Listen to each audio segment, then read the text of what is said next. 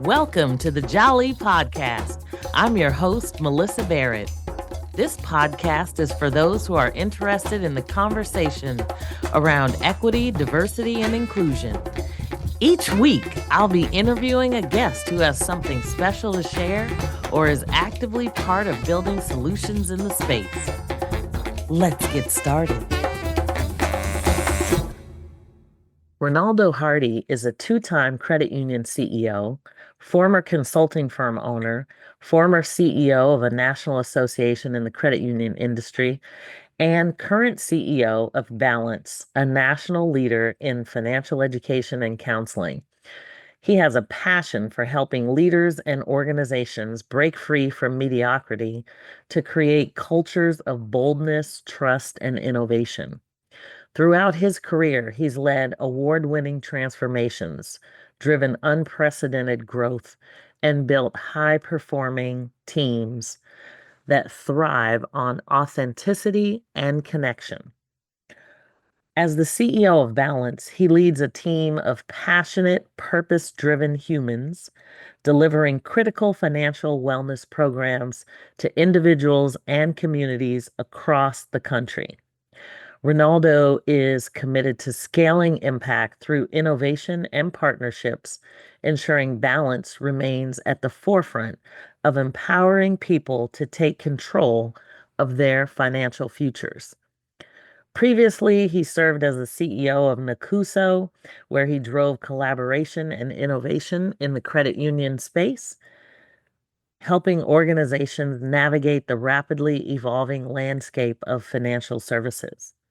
Prior to that, he led Southwest Louisiana Credit Union to become a certified community development financial institution, or CDFI, for those of you that know, securing $950,000 federal award while building a legacy of mission-driven growth and operational excellence. He also owned and operated a high-impact consulting firm where he partnered with executives to transform leadership pipelines, navigate cultural challenges, and unlock team potential. Today, Ronaldo brings his leadership expertise, real-world results, and dynamic speaking presence to deliver high-impact keynotes and workshops that challenge leaders to rethink what's possible.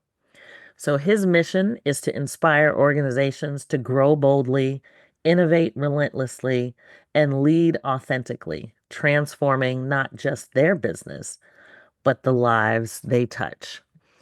I am so excited to have Ronaldo join me on the Jali podcast. Always a pleasure to see you, Ronaldo Hardy. You are one of the hardest working men I meet because you are doing everything all the time. So I am just excited to have you here to kick off Financial Literacy Month.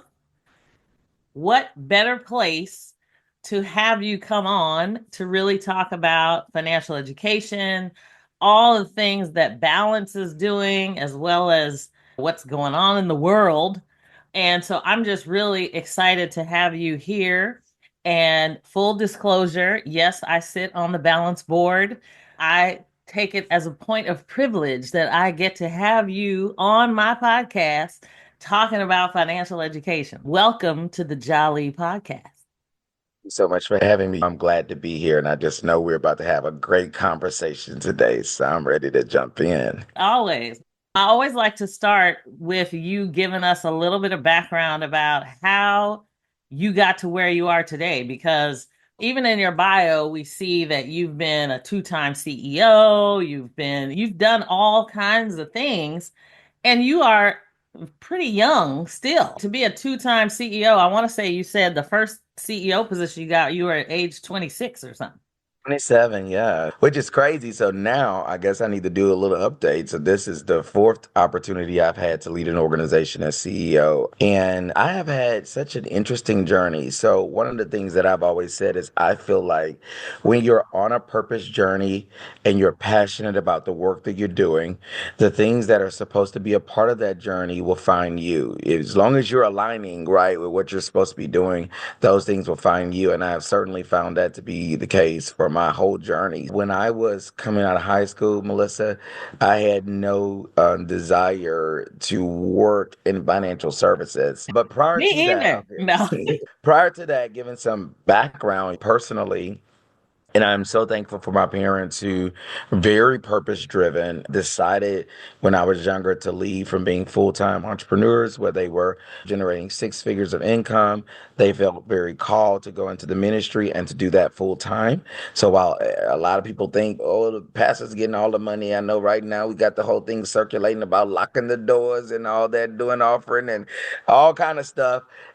My journey through that is that our family did not have a lot financially as a result of that decision that was made. So while it did teach me to follow a purpose path with what I did with my career, it also meant that I had some direct experience with how difficult it is to be in a situation where your family is a bit more marginalized financially. Our household income when I was growing up was $25,000, and my parents chose to go through that journey without the assistance of governmental assistance. So you can only imagine what we felt an impact. I still scratch my head around what they were able to do with that. But very early, I will tell you at least, even though I didn't know I was going to work in financial services, I knew that I wanted a thriving career that allowed me to provide differently for my family. And that's been a very big driver of how I move, in addition to being purpose led, passion driven.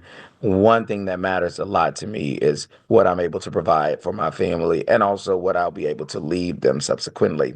So I was working at McDonald's during the senior year of my high school. And this is why it's very important to make sure that you're committed to excellence no matter where you are, because you never know when someone else who has the power to create change or impact for you will get a chance to see you.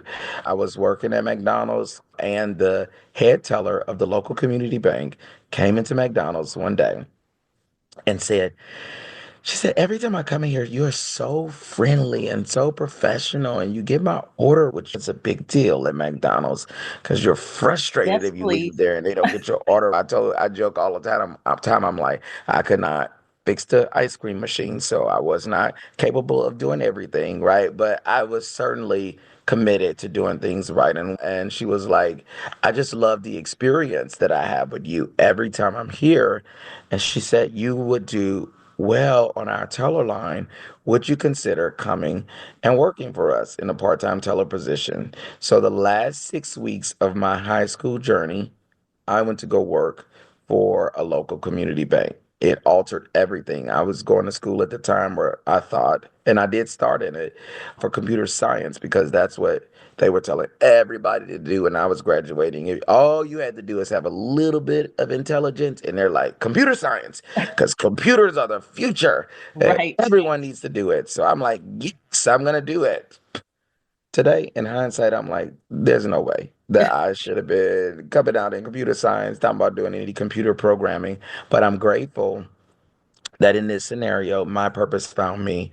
It started a journey for me very young, which is why I now have, ooh, when I calculate, I'm on year 21 of having some attachment to the credit union movement, and then 23 years in financial services, which is wild for me to say. I'm at that weird age, first of all, where you have to finally be like, "Oh, I'm just an adult and Look, I'm just a you've been professional." working and you've been working more than half of your life in this. Yes, which is crazy to me because I still feel on most days, a lot younger than my age. And I am grateful that I'm at least trying to maintain looking young. But that was a critical moment for me. I went to go work for that community bank, and I've been attached to financial services since then.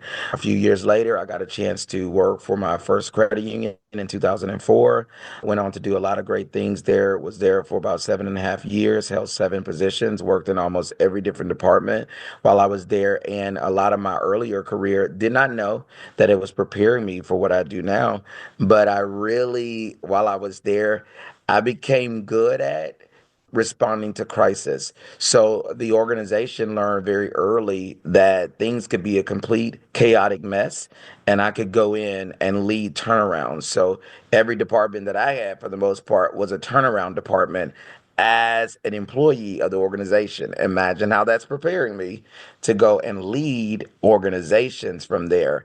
And at the age of 27, I had competed when I was 26 in what was called Next Top Credit Union Exec. It was the inaugural round of it. I was not supposed to get as far as I did. There's so many elements of that story of why that should not have been the case, but I won my region. There were six regions. I elevated to the national round, and I was the runner up of that competition.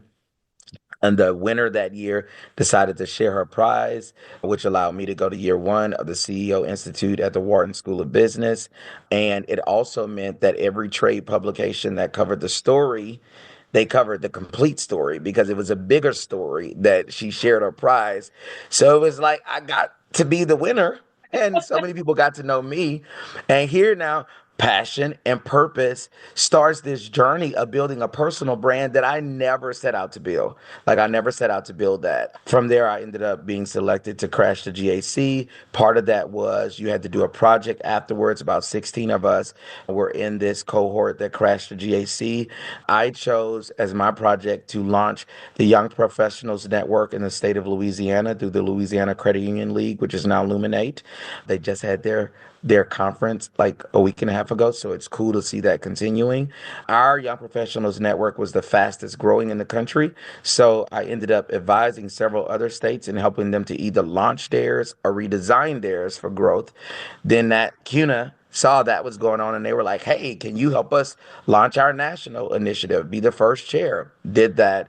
And by the age of 27, I competed for this role, obviously. I tell stories long because I love them. I was asked to take on my first CEO seat. And I did not realize that all of those aspects of my journey, all of the things that were built in me, how I gained a level of courage and wisdom in responding to chaotic messes in organizations really suited me well because it meant that there are so many different ways to become a CEO. A lot of, if you're homegrown within the organization, it means a lot of times the organization has done a really good job with succession planning and also really loves the strategic direction. And so typically they are reaching in to keep that going. I thrive when organizations say, we're ready for a bold change. And so every time I've come in to lead, the organization has been ready for a bold change.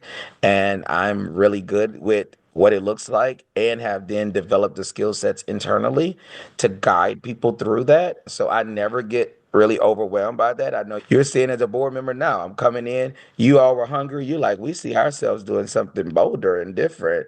And so you brought me in to lead that. And I know you can see how relaxed I am at times because I'm like, I'm good. So I This feel is what like I do. you're one of those ducks that's got a lot going on underneath the water. I do. So that's my story. From there, it's like I've just had the chance to continue responding when the moment was right. And so I led that credit union for 5 years. I had an opportunity to lead this other organization. My story drove 5 hours a day to lead an organization that I felt was doing the type of work that I really loved. And I wanted to take them deeper in that. And so I did that. And then I owned a consulting firm with five other business partners for 4 years before leading the credit union industry while I was at NACUSO through some changes around innovation and collaboration and the acceleration of CUSO and fintech development in our space. And then purpose literally found me again. And my journey of coming to balance was like so mind blowing to me because it really allowed every aspect of all of what I've done in my journey, it aligns so much with my childhood, my adulthood, my personhood, all of the experiences I've had professionally, the impact that matters to me, meeting the moment of where people are now. It was so many things that I could not deny. How to me, I really felt, I'm like, wait, purpose and passion intentionally found me again, and I am having the time of my life leading this organization thus far. And it's so exciting, I think, to watch because you are a person of such vision. You've built a reputation on bold leadership and transformational change.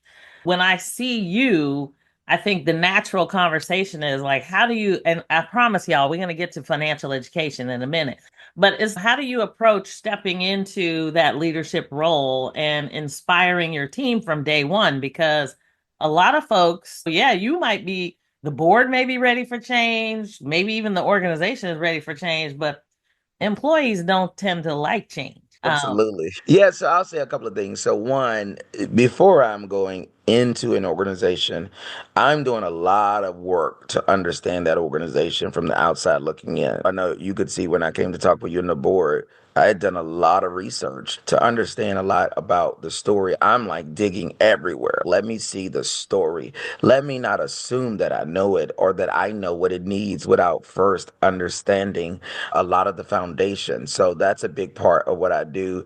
Let me analyze this first. And then I try to do a really good job because when you're leading, especially when you're a novice as a CEO, your early days of CEOing is I have this great vision and it should just look this way because I think it should look this way and this is really cool.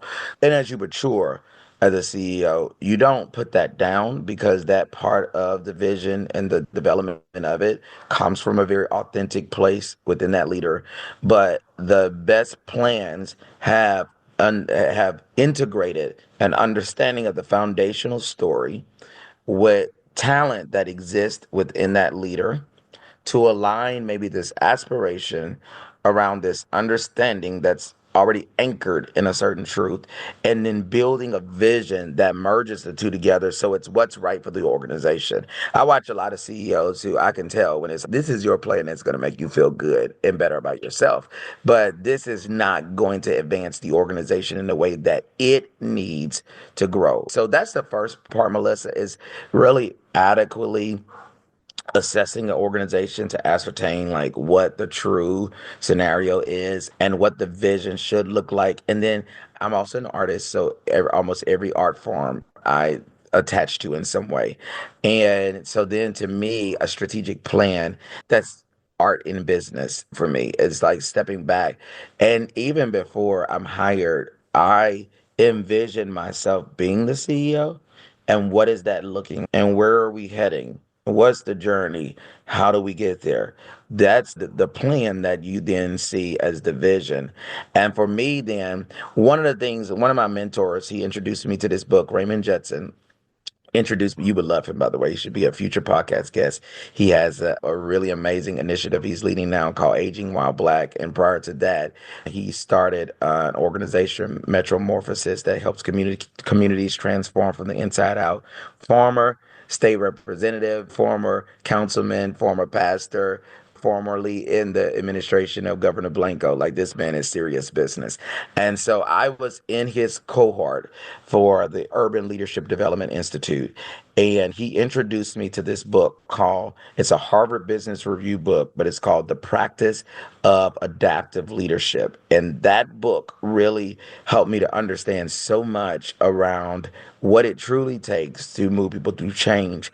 And one of the things that it says is that people view change through the lens of loss. So their first thing is to perceive what is it that I am losing. And so I try to answer that in my mind. What will the stakeholders view as a loss? And what will be the grief around that? And then what's the offsetting joy? Like, I believe that there then needs to be an offsetting joy to grief. So, an acknowledgement of, hey, I recognize that things look this way and they may have felt this way because you're accustomed to that. But here's also the offsetting joy. And then for me, in going in, it's about communicating vision, so being able to help people see where we're heading, acknowledging where we need to be urgent. So I'm very good at creating a sense of urgency within the organization. And to me, when you're navigating change and change is necessary, one of the things that's important is to help people to see what things look like if they remain the same. And typically, when we know that change is needed, it's us responding to the fact that if we remain the same, we are at the beginning of our potential death as an organization, or something is going to begin to diminish over time. And with that, and then I'll shut up. It's important to me to bring everyone on that journey. And so I'll take time. I literally just wrapped up meeting with every single employee, and we have 70. No matter where they sat in the organization, they got time to speak directly to me, to be acknowledged, to be considered, to provide input. They were all asked the question, if we were to make balance better and you had the power to change anything, what would that be? All of those things suggest to people that they do matter in the story, and then utilizing language that also reflects that. So, like I told the board, I told the same thing to the leadership and the staff. Hey, any role that we're paying for here, we're acknowledging that it's important. If it were not important to us, we wouldn't have put budget to it. And if we put budget to it, then it should have dignity around it. And part of making sure dignity is around the role is making sure everyone know that they can contribute. And aside from that, we land that with accountability to say, hey, once we decide that this direction we're going in, we're moving in that direction. And those that then become detractors, we try to develop them and help them up. And if that doesn't work, well, we invite them to their next season. Thank you. Yes, I love that. We invite them to their next season. I'm gonna just emphasize that. I love that. Yeah. Oh my gosh. So now that we're talking about Financial Literacy Month, and I was going to go off based on what you said and talk a little bit about our country and the leadership and all of that, but I'm going to save that for another time. So I'll just say it this, we know that financial wellness is more critical than ever. We also know that our markets do not like uncertainty. And so when you think about where we are and what some of our biggest challenges and opportunities are in the financial education space today, what do you think some of those are from your perspective? And I know you're passionate about making financial services more inclusive. So can you speak to that, like where we are as people, where we're headed? I don't know. Give us your perspective. Yeah, so I think two things. One, it's a necessary evolution that most financial wellness and education providers are having to undergo to make sure that now, from a messaging and content perspective, that we're building in a way that younger generations will respond to. So we can have the greatest information, but if it's not packaged the right way, delivered in the right channels, then we have these audiences that we're missing. So right now we're in that space that the country is having to accept, like, millennials are not kids, so we can't have that kid conversation around millennials anymore. We're like in prime adult years. I'm a millennial, I'm 41. I was So gonna it's say like we. I said we, it's not a me, but it's a you. yeah. Yeah, I'm like, I'm not a kid. And there's still some language around millennials that suggests that people almost look at us as permanent children. And it's like, this, as a generation, we've grown. We have families. I have a daughter who's going to graduate from high school next year. So knowing that generation, our generations and generation, we're in a prime years. So evolving around us is no longer, yeah, we got to take care of those annoying little kids. No, we have to respond to who's at the peak or prime of their adult years right now. And then Gen Z, being, depending on where they sit in the story of Gen Z, they're those young professionals, but they are also aging. They're a very critical audience. And then there's an emerging audience in the alpha generation. So I first do see a challenge around, is the information packaged the right way? Will it reach the generations we want it to reach with its current design? And Are we reaching into the right channels for these audiences? Because when you consider a lot of them, you never get to talk to them. Like they're going to TikTok and they are following the advice of influencers. So repositioning, I think, is vital right now. But then also, in addition to having that issue of that as it relates to financial education, I also think there are groups that are being left behind because so many in the financial wellness space only considers what we consider to be marginalized audiences as the only who have need of this. And that's not the case. There are so many different people who need access to this information. I was at the GAC a few weeks ago and I was talking to a gentleman who he leads, or he was running a QSO, and he was sharing with me a story that he was like, another thing that I do. He said, I'm a recovering alcoholic. And he said, I've been running this, I don't want, basically a business of sorts or a program, if you will, where he's helped people, high income earners, to get the resources they need when they're dealing with those addictions. And so he was telling me a story of a couple where the husband earns $350,000 a year and the wife earns $150,000 a year. So together, we could do the math. They earn $500,000 a year. For the program, for the help that he needed, they needed to generate $3,000 in Kadant. And there are so many people that would never consider a couple earning $500,000 a year as someone who needs access to financial education. And that is not the case. I think that we need to broaden our perspective. I believe about 90% of Americans in some way need this. And it is not something that, to me, it crosses over generational barriers, racial barriers, socioeconomic barriers. There's not a specific class that's impacted. I think what happens is shame increases the more people's finances grow and they don't know what they're doing. So I think that we need to, one, remove that stigma, this being a shameful conversation. We also need to expand the audience and say, we recognize that you may be growing financially, but not growing in financial wellness, and repositioning how we have that conversation. And then also understanding there are people like me who are first generation in certain levels of growth. And I'm be honest with you, Melyssa, like there, even with me working in financial services, there are times that I've reached a new place that I'm like, I don't totally know what to do. And there's nobody that's in my bloodline that I could call and say, what would you do? So now I'm having to reach out in different ways and trust who I'm getting information from for specific areas of my own growth as I am growing. And so, in knowing that, I try to also analyze that and say, okay, there are so many more people who need access to different types of financial Well, education. and that's such a key point because I think there are so many people that will ask their friend or their parent or whatever who aren't experiencing the same things at all. And we think asking is, oh, they're my mentor, so they must know or whatever. But there's so many people that don't. And especially in the Black community, we were taught you don't talk about money. You don't know how much I make, and I'm not telling you. Or so there is a whole you called a component of it shame.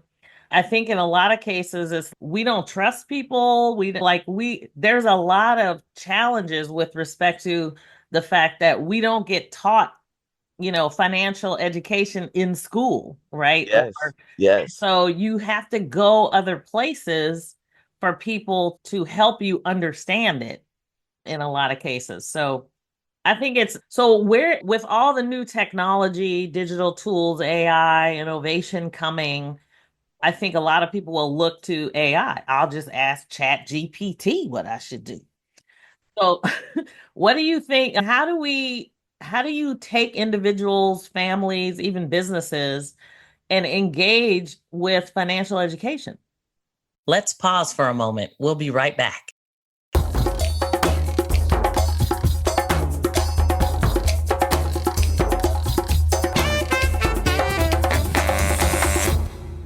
think that's really good. And those tools are great. But even on our own journey, we got phase one, by the way, of our integrated financial wellness tool launched on yesterday. And so we're undergoing this journey of redoing our websites, introducing an app that we feel will be better for consumers. There's some light opportunities right now for AI coach built within, which will go deeper. So I think that there has to be like this both and approach. And I think sometimes that people take a either or kind of stance, and it's, oh no, if we get all this technology, then it's gonna remove the human touch. And then so there are those that are like no to that because we want the human touch.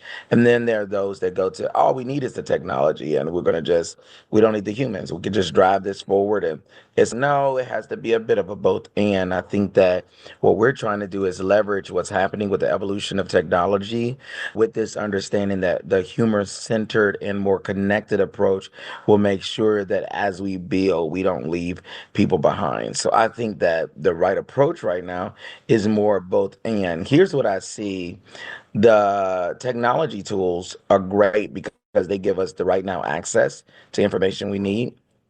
But where the human touch goes further is taking that explanation a lot deeper, being able to align with your individual circumstance, bringing experience to the table too. Because my great friend Chad, not gonna have a lot of experience behind that. So it's, hey, this is what I can give you actual factual data or information, but I cannot say, hey, I've worked with 25 other people who have found this as the most effective way to do this, or someone who can have the heart investment in your story. So I think that right now we are in a period that you cannot deny technology. I was talking to our team and saying, flipping on upside down how we view ourselves, because we are a nonprofit that focuses on financial wellness and utilizes technology as a channel. And I was like, the way of the world today reverses that.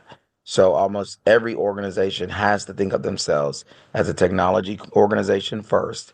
So I was like, what does it look like for us to think of ourselves as a technology organization that delivers financial wellness through the infrastructure of a nonprofit? A completely different perspective, which helps us to build with a lot of intentionality to respond to where consumers are. It is so crazy to me when we are consumers. So we know our own behaviors and we know exactly what we do. And then we come into organizations and we act, oh, I'm going to totally forget that I am a human. And I typically want XYZ in how I build. And we all appreciate technology. We all appreciate right now the power of behavioral economics that will allow all of our experiences to tailor themselves to what it learns about our behaviors, the same as to exist in how we build around financial education and wellness too. And so if I just look around to what's going on today, and we've seen a bunch of layoffs continue to occur both in the federal government as well as other places. And I guess one of the things that I want to ask is, what do you, I know you have people that are contacting you guys all the time with, okay, now I got laid off, or maybe I just can't make ends meet. What is the first thing that people that you tell people to do? Because I think, especially in, you might be making a really good salary, right? And then all of a sudden something changes and people get your whole point about grief and loss is, okay, I've lost a job. I'm losing income. How do I replace and get to the place of joy if I can't even make my ends meet? Absolutely. So I think the first thing is, okay, we got to adequately assess the situation. And so many times when it comes to financial matters, people are like, I just ain't gonna look at it. That's really not gonna change it. So you really do need to assess the situation. And I think an adequate evaluation of these are my expenses every month, and categorizing them. What do I need to survive? And by survive, I mean exist, live. We need to eat. We need to have somewhere to live. Those are the essentials, right? But the assessment helps to know what are we actually dealing with. And then I think a lot of times people under communicate in crisis when it's better financially to over communicate. So engaging creditors early actually gets you more favorable outcomes. So being able to say almost immediately, This is the situation I'm in. I lost my job. And most creditors are going to understand that. They know that you did not get this loan under the pretense that I'm not going to be able to pay you. So they'll work with you, extensions and things like that to give you time so that you can address the situation. I think after that, it's like really understanding what am I going to need in order to be successful, and then thinking about from an income perspective, how are you going to generate that? So is it that you're going for another job? What types of roles do you need to be considering? Is it entrepreneurship? How do you go about it? But having a plan. When I see people fail, Melyssa, it's because they literally just they get so stuck They that the check thing out. happened. Yeah, and they check out. Yeah. And so I'll tell a story. There was only one time in my life, and was 19. I got let go from a job at 19. Oh, it did something. Like it really, I think, fueled even much more my success just because of how the leader handled it at the time. And I can remember at 19, that knocked the wind out of me. Mm. Like it took me a little bit of time. It did so much to me. It's like all of a sudden I lost my income. I needed it at the time because I had started amassing my own debt that I needed to pay for the car, things like that. Stupid decisions. But because I didn't have growing up, as soon as I was of age to go get, I was like, I'll go to work and I don't get it. Right. And now I'm stuck in that predicament. And I saw what that felt like to be so overwhelmed by it that I was stuck for a minute. Like it took me a couple of weeks before I was like ready to apply for jobs and to confront. I was nervous at that time to call the bank and say, I'm not gonna be able to make that payment this month Right. because I didn't have a savings at that time. I wasn't prepared. So as I've grown financially and in my career, one of the things that's helped me is to never forget my own experiences. And I knew what it felt like to just feel like I don't totally know what to do with it. So I'm not going to do anything. I know so much more now. If I knew all that back then, I would have immediately started working in the same way that I'm telling you. But there are some people that really get overwhelmed by that adjustment, so overwhelmed that they think the answer is to do nothing. And that's the worst thing that you can possibly do. Yeah. Wow, that's powerful because I think you're right in terms of under communicating. It's much easier to go sit in the corner and try to, it's like you think you're trying to figure it out, but really you're just like in a corner. Yes. And creating that energy for yourself so that you can shift into a joy. I always talk about it where I feel like sometimes God is playing chess and it's Yes. moving a piece over here and a piece over there because he's like opening this pathway for me to, but I don't know what he's doing. And then you find yourself in a different position than you have been. And it's not that it's bad, it's just different. It's a new Different. place, right? Yes, and you got to look at it differently. I had a conversation with my daughter recently. I have a daughter in the third grade. She tested for gifted. And when she tested for gifted, she found out that her reading comprehension in the third grade was on the freshman collegiate level, and her math comprehension was that of an 11th grader. She was so happy to find that out at the time. But I've seen since then, it created this pressure around performance. So I've watched her over time kind of cave in moments of pressure. And I'm going somewhere when I say this. I was talking to her recently, and I think this is just a reframing of pressure for everyone because a scenario like what we're speaking of, that's a high pressure moment, right? But I told her, I said, I want you to start reframing pressure. I said, let's now look at pressure as opportunity. I was like, because we run towards opportunities, we run away a lot of times from pressure. So we reframe pressure. Every time that you are under pressure, you're in the middle of an opportunity. And if you see it differently, your response will look differently and your outcome can too. So, in the middle of what feels chaotic, a disruption in your work and your money as a result, that's pressure. But if you see the opportunity, maybe it's the opportunity for the pivot that people wanted. There are some people that say, you didn't like that job anyway. This Right. is unfortunate that this happened. But the opportunity here is to go into a career path that's more fulfilling. Or maybe you've known for a while that you should be an entrepreneur. Because the one thing you can't do is change what happened. So if you have no power to go back and restart that job tomorrow, you have only really one thing you can do, and that's to consider what you're about to do now. So reframing it as opportunity to me adjust the actions that one will take. I love it. I love it. I am not going to let you go without talking a little bit about DEI because I know everybody now is talking about DEI. This whole podcast started because I wanted to understand what people were doing with respect to DEI.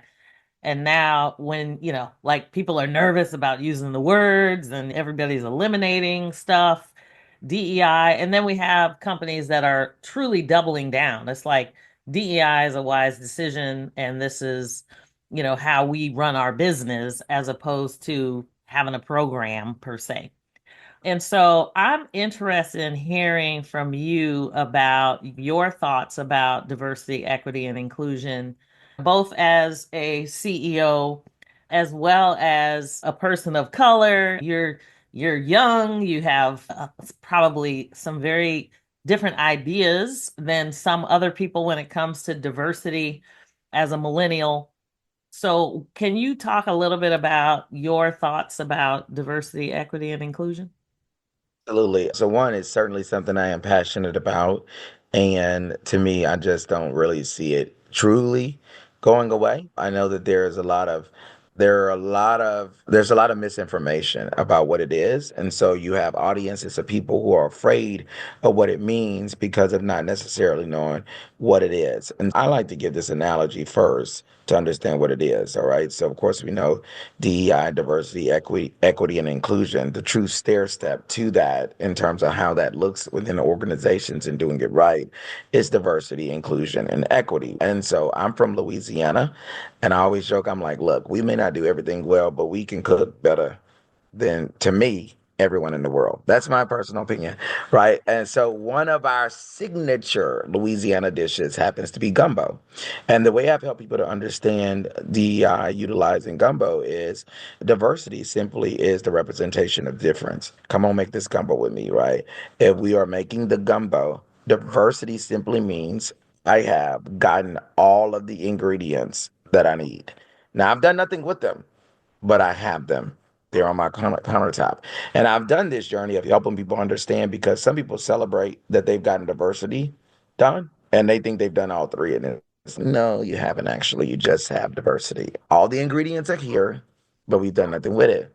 Inclusion is the next step. It says, I'm going to intentionally engage difference. So diversity, the difference is here. Inclusion, I'm engaging the difference. So I'm not going to just let it be here. I'm going to do something with it. So now inclusion is I'm taking the ingredients off the countertop for the gumbo and I'm putting them in the pot. And the reason why I'm putting all of the ingredients in the pot, because for anyone who cooks, and if you don't cook, anyone who just loves to eat, one thing you know is when an ingredient is missing from the dish, right? So it does me no good to have all of these ingredients to make this gumbo and to get this flavor that I'm desiring if they stay on the countertop. Inclusion means I included them in the pot or I'm intentionally engaging the difference. Now, I don't know if you like chicken and sausage gumbo or seafood. Oh, I'm a I like seafood all girl. that. I'm a I like seafood all girl. that. Give me all of it. Give me the chicken, the sausage, and the seafood. But let's say we're doing chicken and sausage gumbo. Equity says, I'm going to make sure that there is the right distribution, all right, or equal even distribution of the representation. So if it's chicken and sausage, I'm not going to tell you it's chicken and sausage gumbo and all you got is chicken in your bowl. And Or a I'm not going to tell you that and it's one chicken little and sausage pizza. gumbo. Yeah, and one little piece of sausage. Or you got just sausage in your bowl. The equity piece says, I'm going to make sure they're both adequately represented, right? It's the seat at the table. And so when you think of it that way, nobody would want to be a part of anything that didn't consider them. Like you're not going to find any audience that would tell me, for example, I make the joke. I'm like, it's like women walking in and it's a table full of men saying, we know exactly what you want and we got all the decisions right for you. Women are looking like, you don't barely know yourself. How you gonna make all the decisions for us? And vice versa. Even when men see scenarios where it's all women and we know what to do, we're looking like, nah, it's a lot that we hadn't even told you. And I use that example to help people understand without the representation of difference at the table, what's designed is going to leave somebody out. I got into DEI work. There are two things. I have a master's degree in human resource education, concentrating in HR and leadership development. So in my studies, I study organizational development, and this is a part of that study. So I have the educational attainment. And then I became a practitioner of it as well in my second CEO seat. I was 32 at the time. And I remember having a moment where I was doing so much impactful work in my local community. I also pastored a church. And in 2016, we had Alton Sterling murdered in our community. We subsequently had somebody come from the outside and then murder police in our community. And we had this flood. So we had a weird dynamic protest. We were a national news media story multiple times. And I was leading a lot of that change. And one of the good voices that existed in my community aligning multiple sides. So I've never delineated my message, but I have a way of making it digestible. So all groups were coming to listen to me. But I realized professionally that I had grown so much through assimilation that I'm sitting at the top seats at this point. My personal brand is growing. I'm known all around the nation in my industry. And I'm realizing I'm sitting in this office from assimilation and code switching and things that I didn't feel proud of. And so at the age of 32, I decided that if I was going to continue on a trajectory, it was going to have to be authentic. And that meant that I wake up every single day as a black man. There's no day that I'm going to wake up and be anything other than that reality, which means there are certain lived experiences that I cannot ignore. There are cultural differences, uniqueness. I even realized that so much of the conversation around professional and unprofessional was done with the omission of cultural traditions. And so I remember I was working for, it was Hibernia Bank at the time in the early 2000s. It's now Capital One bought them. That's how Capital One got into banking. And in 2002, they were introducing a policy because the wave of black women at the time wearing their hair natural had accelerated so much that they introduced a policy that suggested that was unprofessional. And so I'm right as I looked at what needed to be done to bring greater exposure to difference, one, and two, what type of leader I wanted to be, what I wanted my legacy to be, and how I wanted to feel in spaces that I led. Because I got to the point then where I said, if it's not designed with me being authentic at the table, it's not the right atmosphere for me. And I was willing to take a risk. I elevated a conversation in our industry around this. It could have been career suicide at the time, but because it was purposeful and passion led, I went with it, and it turned into a broad and bold conversation, grew and grew. It meant that I took 4 years working on it, consulting in that space directly. Man, hey, in a couple of months, I will be one of 6 leaders in that industry being honored with the DEI Leadership Award for championing that work. So it's shown up in how I lead organizations because it is important for me to make sure that I have diverse representation at the table with me. And so that's in whether that's in race, gender, generation, all of that. Because I talk a lot of times about how new CEOs come in and they decide to dismiss everybody. I'm like, how are you protecting the history of the organization if everybody gone, right? But then also those that are scared to bring new people in. It was like, how are you managing towards new and bold progression if we don't bring any new thought? That is diversity in action, right? So I lead in that way. I am going to show up. I have this thing I call audacious authenticity. I'm going to show up authentic in the most audacious way and then build an organizational culture around that empowers everyone to do the same. And like, I love it. At this point, I'm so settled in that I land in the right places every time. And when you all met me as a board, I came in there as Ronaldo Hardy. I did not take any of that away and said to y'all, I'm like, I'm gonna just tell you, like, well, here's what you get. So if you like this, won't be no more, no less. This is what you're getting.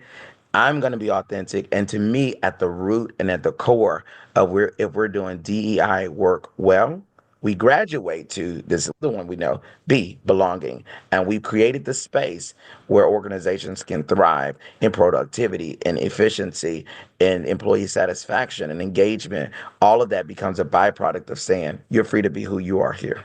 Yeah. That's what DEI is at the core to me. Yeah. And let me just congratulate you on your award because Yeah. I think you're one of those people that don't necessarily do things for awards, but it is nice to be acknowledged the work that you do in the world. And I'm all about celebrating the work that people are doing in the world. So I just think it's phenomenal. I'm excited for you and the other honorees. There are some great honorees in there with you. So congratulations, all of the work that you're doing there. And I know I'm excited as balance as we go into new places and new phases of our organization. So I think we're all really excited. I know the employees and the board are as excited to get started. And I think you've been in what, not even 100 days yet, right? It's only been I think I'm about 60 in now, or 60. closing Okay. in on it. Like not even quite 60, but closing in on the first 60 days. And it's been energetic. It's been very Yes. good. It's Yeah. actually probably one of my favorite starts so far. So I have a lot of excitement about where we're going. Okay, awesome. And I know. So let's talk about what maybe talk a little bit about some positive change that you see when we talk about, if you want to talk about your advice when you're creating lasting and positive change in organizations and communities, what are some of the components there that you're focusing on? Absolutely. So I think that great and the longest lasting change is done from an intentional culture. So it's like designing culture within the organization to make that impact, and then considering who are the beneficiaries of the impact work you're doing. So, like when I was leading a credit union, and that credit union was in the Lake Charles community, it did not matter if Ronaldo Hardy wanted to do something if it did not align with one division, which our vision was to eliminate poverty in our community with a mission of financial empowerment for all. Much of our work at that point wrapped around the unique needs of the community. I think sometimes we can be almost arrogant organizationally to be like, you're going to love what I did because I think it's cool. The greatest impact is I saw where you have need and we responded to it. And so that's a big part. Again, building the right organizational culture is important. I look back at Southwest Louisiana Credit Union. I love that credit union. I look back at them. I'm going to see them actually in a couple of weeks. I love them. And when I see them, they are still operating within this dynamic culture that we created. That I've now been gone 5.5 years, and they still have that same culture. They're still impacting the community the same. My successor, who I got a chance to work with, is leading them very boldly, and I get to see what it looks like to see that impact continue. But that wasn't done. It removed personal preference. Did I enjoy the atmosphere? So it responded to an environment that I would want to be in. But to me, the greatest legacies happen as a result of removing personal preference and designing alongside of the great leadership, right? In a way that you consider those who are being impacted and are you responding to them? You know what I mean? And if you do that, look, if I brought this to church, I put my other hat on, right? If I brought it to church, Jesus would show up in communities to meet needs. And he looked at what need existed there at the time. One of my greatest favorite stories with the 2 fish and 5 loaves. He the disciples, by the way, they were all tired over there. They're like, we don't feel like doing no more work. And they done in Jesus, whatever. We about to go and feed these people. He didn't leave them hungry, right? Think about what their response was after that a need was met. So when you think about building something lasting and something that builds legacy, people will build that for you when you build with them in mind. And I think that's internally and externally. In every organization that I've led, and I'm doing that now with Balance, I build with the people in mind, building right now with employees in mind and how things are designed in terms of their day to day working experience, and building with those who will be impacted by what we have to offer in mind as well, to make sure that we bring the tools to them that they need and that we deliver them to them where they are. Which just emphasizes again how important it is that you have representation. Just to add that in again, I think it's so, what you're saying is so meaningful. And I hope we get some people who maybe will get their perspective shift a little bit, because I think there are lots of people that don't necessarily understand.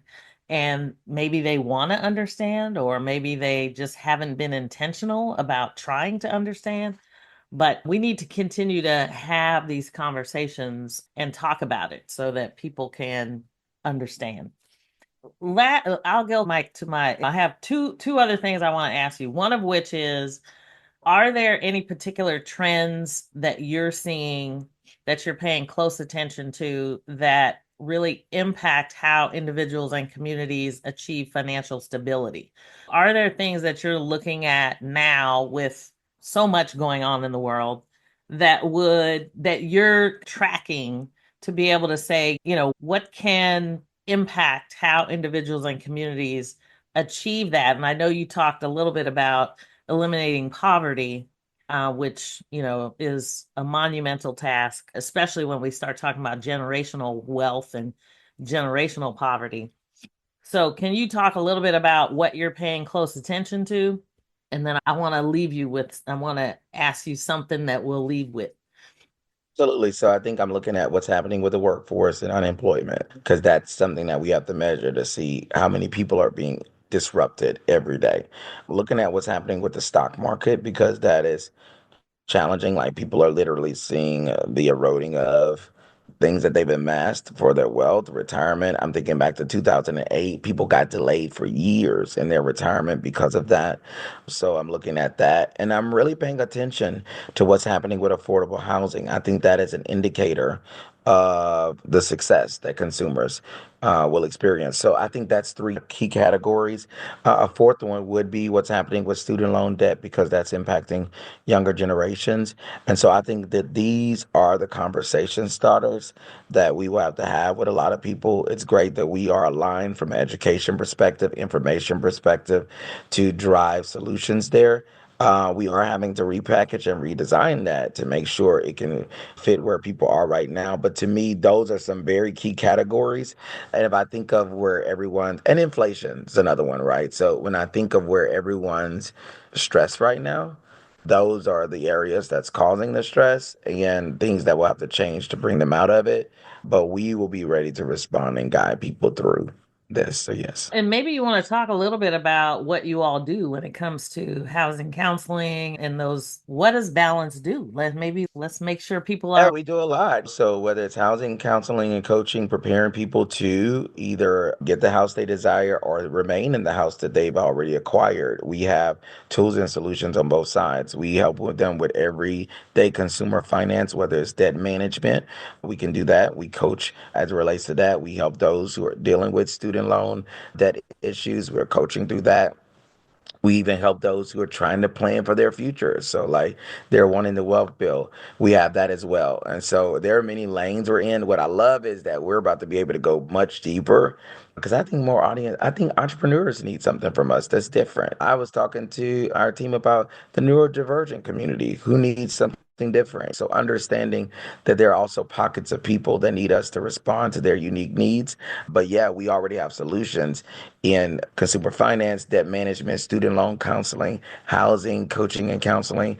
We really can help people wherever they are on their journey, and we would love to. And we're going to be able to do even more of that over the next few years. And I'm so grateful that the team was able to even go down and help out with the California fires. And there's so many emergencies and emerging things that you all do that are just amazing. As somebody that's been committed to financial education, I think since I was in my 20s, it's just been a place of resonance for me where I want to make sure that as many people as possible have the tools that they need to really empower themselves to to lead the life they want to live. That's the bottom line.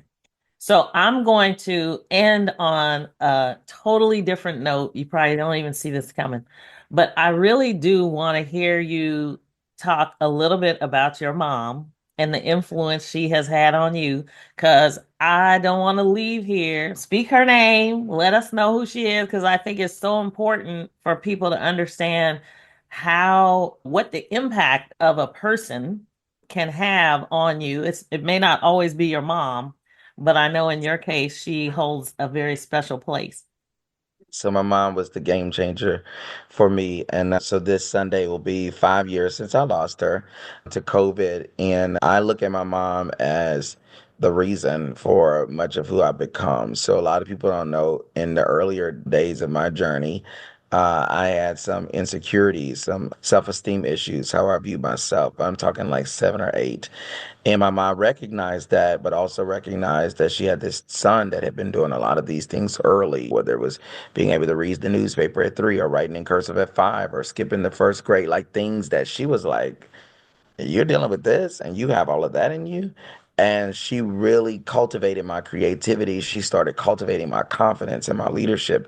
And she was so intentional about everything she did to make sure that I would be prepared to go out into the world. She also didn't put limitations on me and didn't allow others to as well. So she was like, you don't have to be one dimensional.